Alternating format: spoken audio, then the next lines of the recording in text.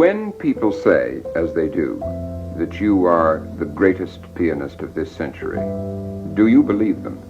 I do not believe them, but I get very angry when I hear that, because it is absolute, sheer, horrible nonsense.